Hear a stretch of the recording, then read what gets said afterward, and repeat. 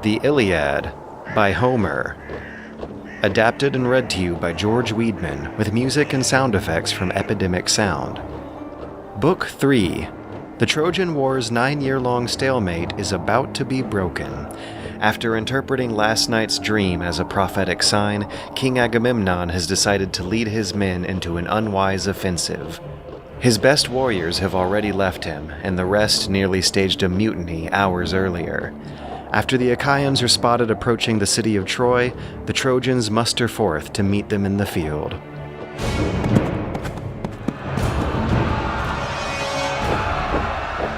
The Trojan men flew to their arms, on foot and mounted alike. The gates flung open and troops poured out, a great multitude trampling, eager to strike.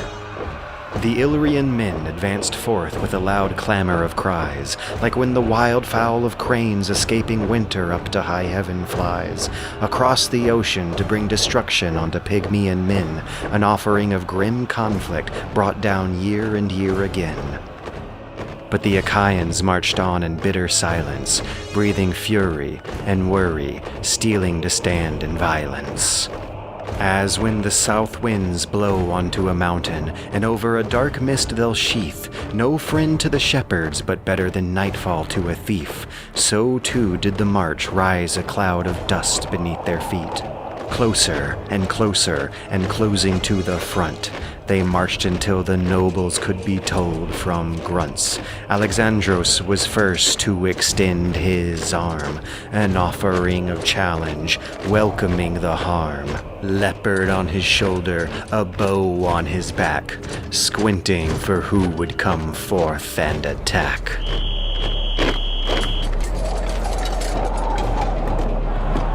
And it was King Menelaus of Sparta who urgently took him on. The very first Trojan to present himself was the very one he was after, the very man whose crime began this war 9 years ago. Paris was divinely handsome, prancing proudly ahead of his line, a helmeted plume of horsehair nodding with every step, and Menelaus rejoiced. As a lion rejoices when ravenous hunger drives him to snap into the carcass of an antlered stag, carelessly devouring with haste under the pursuit of tough young hunters and their tracking dogs, so too was King Menelaus overtaken with famishment, hastily leaping from his chariot, fully armed, sprinting directly at Paris for revenge. And Paris quailed, shaking in his heart, paling in his cheeks, shrinking back into the lines of men, seizing with the same jolt one feels when coming suddenly upon a serpent in some mountain glen. Paris hurried deeply within the security of the ranks, until his brother Hector of the Shining Helm caught sight of his cowardice and reviled him with contemptuous words. "Paris," he said. "Look at you, brother. The only thing you're good at is looking good. You woman-crazed seducer, you liar. You should have never been born, much less never been wed. Better than having these Achaeans watch you run away and cower. Listen to them laughing. They're gonna think we pick our champions out by their looks instead of by their courage or wit or skill. You went all the way out there into the deep sea and brought back not just the greatest beauty in the world, wedded to that land of rugged spearmen. You brought back the shame and sorrow and grief of your father and your country. You brought back the delight of our enemies. Keep moving. It is on you to confront that man and find out what kind of man whose luscious bedmates you take after. Your good looks and your dexterous fingers, so skilled at the lyre, won't help you out here in the dusty battlefield, no. Maybe the Trojans are all weak-kneed cowards like you. Otherwise, we'd have pelted you to death with stones as soon as you came back with her." And to him, divinely handsome Alexandros blushed, and he replied, "Your chastisement is just, brother. All of that lashing was fairly deserved. Your heart is as unyielding as a shipwright's sharpened axe. But still, my attractiveness is a gift from the goddess Aphrodite, and never are such gifts to be casted away. After all, we can't just pick and choose them at will, no. So, fine then. If you blame this entire war on me and him, just us two, and you want me to act like a brave warrior about it, then have all the other Trojans sit down and bid the Achaeans to match me against Menelaus. Just the two of us, alone in single combat. A warrior's duel over the woman and her possessions, so we may prove whichever man is mightier, so that we Trojans may stay here in Troy and the Achaeans may go back home to So absorbed was Paris in his own speech that the Achaeans had chosen him as target for their archers and slingers. As the men ducked behind their shields covering their heads, Hector stood above the line, raising his palm and shouting at the Achaeans. Hold back, Argives! Cease fire! We propose a truce! Hear me! Hear from my mouth, you well-breathed Achaeans! Listen to the word of Alexandros! Hold your fire, men. Are they surrendering already? Stop. I want to hear him. Stop. You well-breathed Achaeans, listen to the word of Alexandros! Alexandros, through whom this quarrel has come about. Alexandros proposes a truce. He bids you lay down your arms and armor on the ground, while he and Menelaus fight a single combat over the woman and all her possessions, so we may prove whichever man is mightier. If we swear that these two duel alone over a covenant sacrifice, then perhaps peace can be enjoyed among the rest of our men. So he shouted, and both sides held back from throwing their arms, their clamor descending into a cautious silence. And then spoke up Menelaus of the great war cry. Hear me as well, for it is I who has been most grievously insulted. It's high time both of our sides finally settled this, Achaeans and Trojans. You've all suffered from my quarrel with him over the wrong he did to me. Let whichever of the two of us will die, die, and the rest of you may live. As for the covenant sacrifice, bring us 2 lambs, a white ram and a black ewe, for the gods of the earth and of the sun, and my men will provide us with a 3rd lamb for Zeus. Furthermore, I want your King Priam out here swearing with us too, swearing on the same covenant alongside his sons. The gods know that elders keep stronger promises than the youth. With his foresight and hindsight, he knows better what's at stake for both our sides. So he spoke, and the Achaean and Trojan soldiers alike rejoiced, hoping for an end to the sorrowful war. The charioteers were the first to dismount and disarm, every piece of shining armor placed upon the dusty earth close together, with little space left between them. Hector sent 2 messengers up to the city to bring the lambs and bid forth King Priam, honoring his word to King Menelaus and Agamemnon, who were themselves dispatching the heralds back to the hollow ships to fetch a lamb in honor of Hector's instruction. Meanwhile, Iris, messenger of the gods, hurried over to white-armed Helen, taking the form of Hector's sister, Laodike, the most beautiful of all Priam's daughters. She found Helen in her room embroidering a grand web of purple linen, weaving into it the battles of Trojans and Achaeans, battles that Lord Ares had made them fight for her sake. Iris approached to her closely and addressed her. Come quickly, you must see what they are doing out there. For so many years of sorrowful war they were longing to kill each other, but now they sit in silence, leaning on their shields, throwing their spears into the dirt. Alexandros and Menelaus are to fight each other alone, over you. Whoever wins will be called your husband. With those words, the goddess filled Helen's heart with yearning, longing for her past life and her past husband, for her homeland and her parents, and for the sons and the little daughter she had left behind. Throwing on a cloak of shining linen she rushed, hurrying with tears swelling, 2 of her women servants following behind, and they arrived soon at the ramparts, perched above the Scaean gates of Ilium. And there sat the older sages of Priam's advisors, wise, well-spoken men who were too old for fighting. Panthoos, Thymoetes, Lampos, and Clytios, and Antenor, all set high on the tower, chattering like cicadas who settle high into strong-boughed trees, sawing themselves into utterance. As Helen approached, they spoke softly amongst themselves. What a terrible beauty she has, like a deathless goddess to look at, terrifying. That much beauty is bane more than blessing. Small wonder they're suffering a whole war over it. Still, let her go back to the ships. If she stays, she'll bring only grief to us and our children. And at that, King Priam called out, summoning Helen over. Come here, child, and sit down and relax, so that you may see your former husband, kinsmen, and friends. Do not fear. I find no blame with you. It is the gods I blame. It is they who have brought about this terrible war. Please tell me, who is that Achaean down there? Gigantic, majestic, looking like one of the kings. I do not fear you, dear father-in-law. I honor you, as I must. I followed your son here. I abandoned my bridegroom, my darling daughter, my friends, all the good company I made throughout my girlhood. And now as I sit here, seeing that they came all this way back, I wish I had died instead. Yes, that man you pointed out is Agamemnon, son of Atreus. A good king, a powerful spearman. Oh, how did I make such a whore of myself? How did this ever come to happen?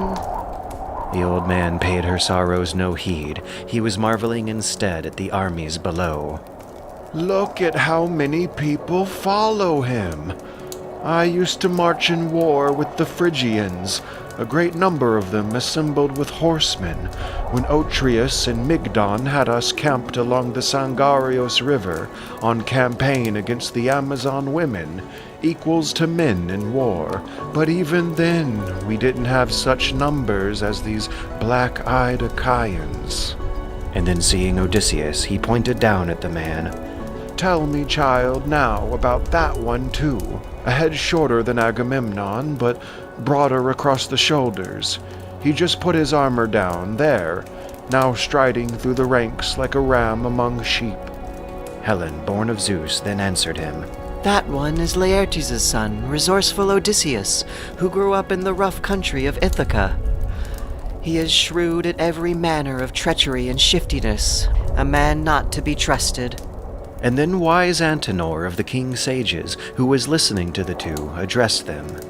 This is true, my lady, very true. We hosted him here with Menelaus as an embassy that was bargaining for your sake, you know.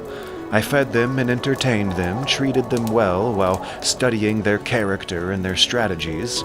Menelaus easily stood the taller of the two, but when seated down, Odysseus made an effort to appear taller. And when speaking out their bargaining terms to us, Menelaus certainly spoke majestically, but with brevity. He chose his few words well. Odysseus, in stark contrast, played us for fools. He would stand with his eyes fixed to the ground, feebly leaning on his scepter, stiff and straight. So thorough was his act that we thought of him as a mere simpleton, until he opened his mouth and spoke, and perfect words blew out like snowflakes in the winter wind. When he was talking, we could only stop and marvel, all from being taken aback by his disguise. After hearing Antenor's explanation, King Priam then pointed at Ajax, yet another Achaean. And who is that great godlike warrior, towering head and shoulders above the rest of the Argives? That, answered Helen, is a giant man, Ajax, bulwark of the Achaeans. And on his other side is Idomeneus, lord of the Cretans. Often did my former husband Menelaus host them as guests. I see many others whose names I remember, but there are two who should be there but aren't. Castor, breaker of horses, and Pollux, the mighty boxer. They were my brothers. Either they never left Laconia, or they refused to show themselves for the shame I have brought them. So she spoke, without knowing that both heroes had already been slain and laid long under the cold black earth of their homeland Laconia, their heroic stars eternally gilded onto the night sky, to be remembered by the later generations forever. And so, throughout the city streets, 2 heralds led forth the oath offerings for the gods, 2 sheep and a bulbous goatskin of wine, along with a mixing bowl and golden wine cups. Standing beside the aged King Priam, the herald Idtheos spoke. You have been summoned by the princes of Trojans and Achaeans alike. Alexandros and Menelaos request that you swear to a solemn oath to honor the victor of a single combat between only those 2, that the man who lives will keep the woman and all her possessions, while the remainder are to swear to a covenant of peace and friendship, so that we Trojans may stay here in Troy, and the Achaeans may go back home to Achaia. The old man trembled as he heard, but nevertheless bid his horsemen to bring a chariot, and he mounted the elegant carriage, seated together with Antenor holding the reins, and together they drove the horses over to the wall, through the Scaean gates and into the plains. When they arrived and dismounted, they counted every step on their way between Trojans and Argives, and at once rose up Agamemnon, lord of men, together with Odysseus, who came bearing small knives. Both sides watched the princes lead lambs over to sacrifice, pouring wine in their mixing bowls and rinsing their hands, before the son of Atreus cut a lock of fleece from the lambs, passing it around and holding it above, and he prayed to the gods. O Zeus, first and greatest who all obey, upon Mount Ida's holy mountain sway, and Apollo with Helios the bright orb they roll, from east to west across the land they scroll, and to the infernal furies of Tartarian bane, thou'st deep in the earth who rule the slain, hear us and be witness. If great Menelaus falls into the dirt, then back home we'll go, accepting this hurt. And if my brother forces Paris to bleed, then his wealth and wife is ours by decree. But if they lie and Troy does not yield, then I'll wage war and let Ares decide the field. And he dragged the pitiless bronze across the lambs' throats, who fell dying, gasping into the dirt. The princes poured wine from the mixing bowl into their golden cups, and the soldiers on both sides prayed out loud their own plea to the immortal gods, that the one surviving warrior would be their own champion. Hear us, gods! May the first blood that parches the thirsty ground be shed in likeness to the wine poured down. May all his wives serve the other man's lust after his brains spill into the dust. So they spoke, and Zeus was watching, and he listened, but he bitterly refused their pleas. And then the Dardanian king Priam stood up and addressed them. Now hear me, Trojans, and you well-grieved Achaeans. I will go back up to Iliad now. I dare not watch this fight with my own eyes. Zeus and the gods already know whether or not my son will live. And he put the lambs in his splendid chariot, climbing aboard with Antenor, and drew the reins tight, the 2 setting back off to Ilion together. Hector and Odysseus measured out a circle onto the ground, and took lots, putting them in a bronze helmet, and shaking it, to decide which of the 2 would be the first to take aim and throw a bronze-tipped javelin at the other. And as they shook, the soldiers could still be heard, still praying, Whoever involved us in this vile debate, give that creator of war over to fate. By his ghost eternal, let this war cease, and finally our 2 nations join in peace. And Hector of the shining helm drew, his face turned away, but when he felt what it was with his hands, his spirit raced. A pebble, sized up to be what had been decided to be the lot of Alexandros. And forward stepped Paris, as the other soldiers watched him clad himself in dazzling armor. First came cobalt greaves circling his thighs around, and then a heavy bronze corselet with silver buckles bound, refitted from his brother Lycaon, stars and flowers adorned, and a silver-studded sword in a radiant baldric he worn. Then came his shield, large and sturdy over the arm it spread, and then his polished helm, horsehair nodding above his head. Bending down to the ground, a javelin he takes, and in his hand that spear he shakes. His spear struck the perfect circle of Menelaus' shield, the spearhead bending backwards against the strong bronze, when Menelaus readied his arm in turn, saying in an instant his prayer to Zeus. Father Zeus, punish this man's lawless lust. Send pompous Paris grasping into the dust. Avenge his breach of our hospitable laws, so all will know my righteous cause. And the heavy spear he threw tore clean into Paris's glittering shield, running all the way out the other side, smashing his corslet, tearing into his tunic. But Paris was leaning to the left, barely feeling any pain at all, and narrowly avoiding the darkness of death. The two warriors' boots and strikes were throwing up dust as Atreus' son Menelaus drew his sword and continued to thrash at Alexandros, aiming for the horn where the horsehair plume connects to the bowl of the helmet. And his sword shattered into 4 pieces, sliding out from his hands with the blow, and up he grimaced at the heavens and he shouted, Zeus, you despiteful demon! You robbed me of my spear and now my sword, but I will not let you rob me of my revenge! And Menelaus sprang forth, grabbing with his hands what his sword could not, dragging Paris by the helmet's proud plume of nodding horsehair, the prince's heavily armored thrashing feet kicking up even more dust as he strained for steady footing, choking on the chin strap of the dragging helmet, Menelaus hauling him into the circle's edge towards the murderous Achaeans, throwing Alexandros into their waiting arms. But what flew from his strong arms was only Paris's helmet. The leather chin strap made from the hide of a slaughtered bull had snapped, and Menelaus's feet stumbled from his own overestimated force, his furious passion kicking up even more dust. He turned his head back into the cloud at where Alexandros had stood, Menelaus grasping and striking at whatever he could, but his gauntleted knuckles hit only the darting dust. For Paris's own sake, for all the favor that his preening pride had grown accustomed to, the gods had whisked him away.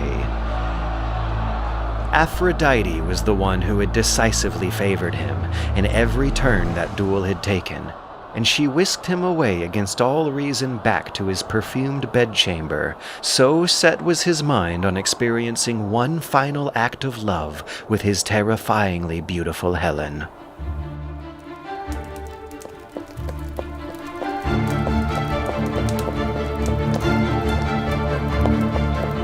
Aphrodite herself appeared in the polished stone halls of the Illyrian palaces, rushing through the hallways and up to the ramparts to fetch Helen, taking the form of an old lady who used to dress her wool back in Laconia.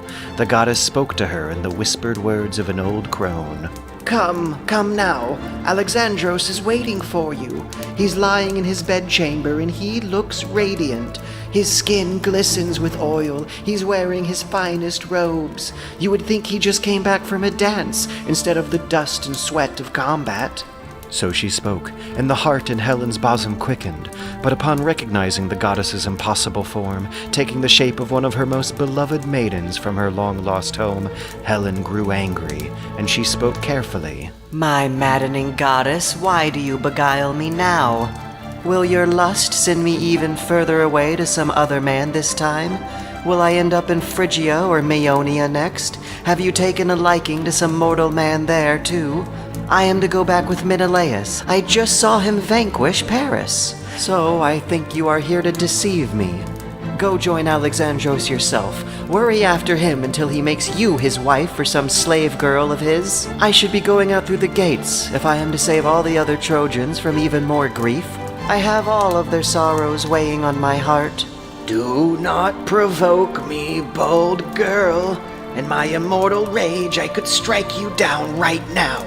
I hate you as much as I adore you. You cannot fathom the troubled fates I could spin for someone in your position, sowing hatred as you do from both of these powerful nations.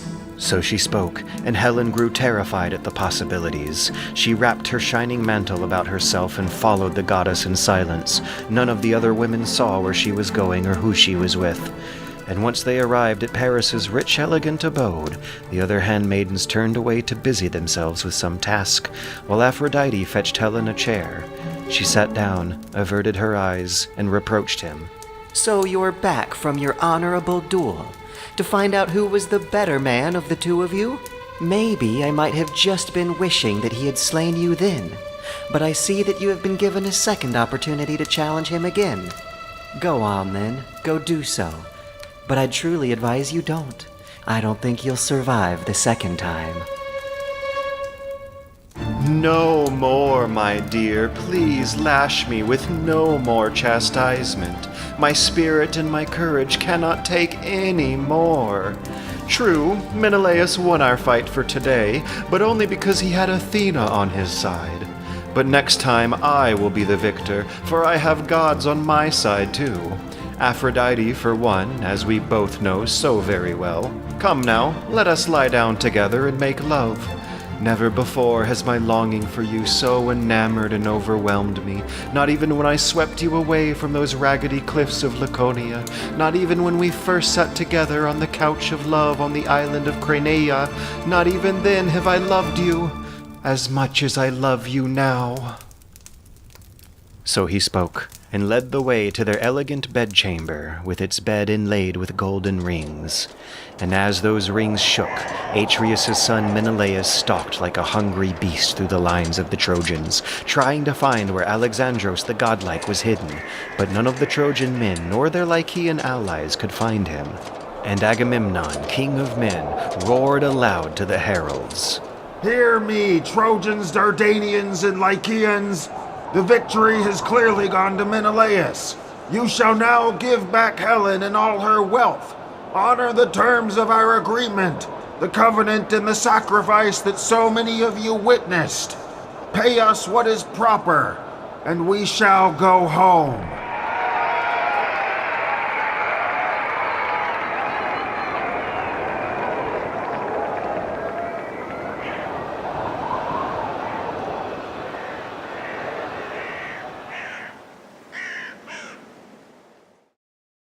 Thank you for listening to Book 3 of the Iliad, where all the characters have finally been introduced, we finally get our first glimpse at what a Homeric action scene looks like, and we also finally have the first example of what I want to point out as a glaring historical inaccuracy.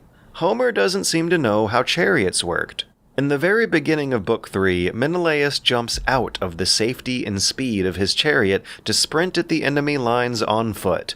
It's a move that surely contradicts any ancient chariot warfare you've seen in movies or video games and such, but it also contradicts the surviving artifacts depicting chariots from the Bronze Age that Homer's people never would have seen with their own eyes. In the Dark Age to Iron Age transition, they weren't around as much. Horses are expensive animals to maintain no matter the time period, and Homer was living in a less glorious time period, after all. Chariots were used as a weapons platform. Charioteers would shoot a bow or do a jousting-style skewering maneuver with the speed of a horse-powered spear, but in the Iliad, chariots are treated more like taxis. The warriors hop on and off at a safe distance, and then continue to fill the rest of the gap on foot.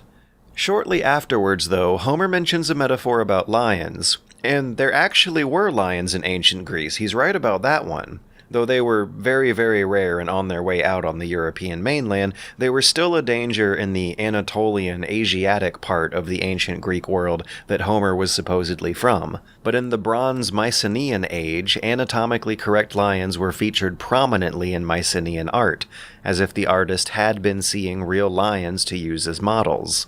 The Lion's Gate at the city of Mycenae was actually shown in the beginning of this series, although you might have missed it if you didn't already know what they were supposed to be.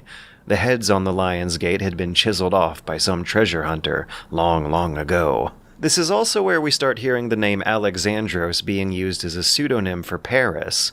Homer uses Alexandros when he needs more syllables to fill out the rhythm, and Paris when he needs less. And you can still hear this in the English translations too. Notice how when he's getting fiercely yelled at, or if he's in the heat of some fast action, he's called Paris. But when the narrator is taking time to describe the finer details of a scene, or a character is making a more long-winded formal speech, he is called Alexandros. By the way, there's no connection between the Paris here and the French city of Paris either. That is pure coincidence. The French capital was named after the Gaelic tribe that lived there in the 3rd and 4th centuries AD, called the Parisii. So, once again, to recap, Paris and Alexandros are the same person, Ilium, Ilios, and Troy are the same place, Trojans, Dardanians, and Lycians are all the same military faction, and they're up against the Achaeans, the Argives, or the Danaans, which are also all the same faction.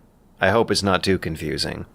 Oh, and also, Laconia is the regional province that the city-state of Sparta was in, which means the Iliad is the earliest place where we have a description of a phrase we still use today, laconic, referring to the Spartans' intimidating use of brevity. Come and take them, or tonight we dine in Hades, or confidently responding to the enemy's emissary with just the one word of if, are all famous examples of laconic speech. And at least 300 years before those phrases were ever written down into recorded history, we have this little aside in Book 3 about Menelaus of Sparta carefully choosing his few words, at least when he's presenting his official matters at court. His lines on the battlefield are about as poetically long-winded as any other Homeric character. And for one last bit of weird history, what is with that bit in the beginning about the clamor of cranes bringing down a grim conflict of destruction to Pygmaean men, year after year again? That is where the etymology of the word pygmy comes from. It's used in Greek mythology to describe a type of character pretty darn similar to what fantasy authors nowadays will name after the Germanic dwarves instead. In Greek mythology, the story goes that every year when cranes and other water birds migrate southwards, they would have to battle the pygmies for territory in the land beyond the known edges of ancient Greece's geographical knowledge. The Pygmies were imagined to be living in India and the parts of Africa south of where they were placing the Ethiopians, who were south of the Egyptians. So, thousands of years later, when European explorers began more thoroughly charting southern Africa, the mythological name got labeled onto the smaller tribal people they came across. But to move on to a more well-known topic, Book 3 is where we get to directly encounter some of the sexism of the ancient Greek world, as represented by the dilemmas facing Helen, and how Homer's version of Helen at least paints the character with a bit more agency than some of the other myth makers. But as much as I love Homer, it's hard to sugarcoat this stuff from any angle you take. In most of the Iliad, women are going to be as literally, mathematically, objectively objectified as much as possible. Their value as prizes will be directly measured in gold and silver or even livestock animals. For all the arguing we heard over Chryseis and Briseis in the first two books, they will never have a word of their own to say until some scant lines in the very, very end. However, they stand in quite stark contrast to the more godlike character of Helen, who does have a degree of divinity. She is directly descended from Zeus. This reminds me of a similar double standard going on in Hesiod's Theogony, which expresses a complete love and respect for the characters of the immortal Greek goddesses, just before a whole lot of revoltingly sexist lines about the real living mortal women sharing Hesiod's world alongside him. Unlike Homer's Chryseis and Briseis, Homer's Helen is a more complete character whose inner dialogues are fully, respectfully shown in Book 3, where it's alluded that she left her former husband and sailed away with her new one willingly, which defies at least a few artifacts of pottery art showing Paris's seduction and elopement as a much more violent abduction. In most English translations of the Iliad, Helen will use the word slave to describe something she specifies that she is not, but could easily become. She's not exactly being held captive in a prison cell or anything, but she is under enormous social pressure from all the local Trojans for triggering this war that is getting their husbands and sons killed. Meanwhile, the Achaeans are also eager to give up fighting for so long over someone else's marriage dispute. Her spoken dialogue expresses ample regret for what she has done, and the more private dialogue, represented by her conversation with Aphrodite, shows her going back and forth over just how willingly she wants to commit to it now that the crisis has worsened. But wait, it gets worse! The cultural backstory that Homer's audience would have known, and the answer to her own question of, "Oh, how did I make such a whore out of myself?" to use more polite language than the Lattimore translation, has to do with Helen and Paris both having God-given attractiveness. So, 9 years earlier, in the previous installment of the Trojan cycle that wasn't written by Homer and didn't survive the test of time, all the trouble of the Trojan War begins with the ever-present Western mythological motif of ambitious women with fruit screwing everything up for the men ever since. The beginnings of the Trojan War begin with the Greek goddesses of Hera, Athena, and Aphrodite staging a beauty contest amongst themselves over a golden apple representing a whole can of even more symbology I don't want to accidentally write an extra hour about. The divinities decide that a random mortal like Paris would make a good neutral third party to be the judge. Hera offered him political power if he picked her, promising that he'd become king of all Europe and Asia. Athena promised him mastery over art and war. Aphrodite promised him that the most beautiful woman in the world would fall in love with him, and Paris, being the irresponsibly confident, strapping young lad in his vivacious, youthful years, picks Aphrodite, who gives him a magic belt that works something like a love potion, a magical trinket that makes anyone fall over him. Under that kind of trickery, you can't exactly consider Helen's decision to be all her own, and Homer doesn't offer his own alternate universe version of that traditional backstory either. I tried, as so many others have, to make their chemistry at least a little bit more interesting and exciting. But wait, it gets even more worse! The ancient Greeks considered a person's physical beauty, whether they be male or female, to be a literal direct gift from the gods themselves. The logic being that particularly attractive people must also be particularly closer to and particularly favored by the divinities upstairs. The best example of this mythology getting employed into real legal history is the Athenian court case in 350 BC over a particularly famous courtesan named Phryne who was arrested and put on trial for the crime of blasphemy. But after bearing her beautiful body to the jury, they declared her innocent under the logic that nobody's body with so much beauty could commit a crime of blasphemy. I do want to believe that this legal decision would have been at least a bit controversial for at least a bit of the Athenians at the time, because 100 years earlier, roundabouts 450 BC in Athens, Socrates invents modern philosophy by apparently being one of the first ancient Greeks to popularize the thought that someone can simultaneously be ugly and also a good person at the same time. Before Socrates, the ancient Greek world was directly linking beauty to moral goodness. Like Phryne, Socrates was also put on trial for blasphemy, but unlike Phryne, he wasn't known for having good enough looks to get him out of trouble. But this kind of reasoning explains why Helen's level of beauty steers so far from convention that at her point, it's more of a curse than a blessing. Someone getting that much attention from the gods is never left well enough alone. It's a spectrum. You don't want to be on either extremes of the opposite ends, because opposite of Helen is a character like Thersites from Book 2. Hopefully, this fleshes out a bit more of the historical context behind the glaring ableism with which Homer described Thersites. A whole paragraph going into all the details of just how ugly and lame and deformed he is, before Thersites himself then has a few lines of entirely valid criticisms, lines that are important to providing irony and tragedy to the plot, and also to rationalizing why most of the soldiers are so fed up with fighting this war and why they're on the verge of leaving at that particular moment of the story.